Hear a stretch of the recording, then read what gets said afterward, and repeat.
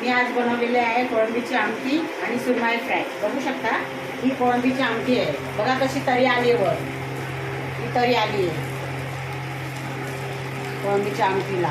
त्याच्यामध्ये मी सुरमईचे तुकडे टाकलेले आहेत आणि ही झिंगा पण आहे. झिंग्याची आमटी म्हणजे कोळंबी आहे ही. बघा कोळंबी, कोळंबी छोटी आहे म्हणून मी त्याच्यामध्ये सुरमई टाकलेली. बघा कोळंबी आणि ही सुरमई फ्राय केलेली आहे. बघू शकता तुम्ही.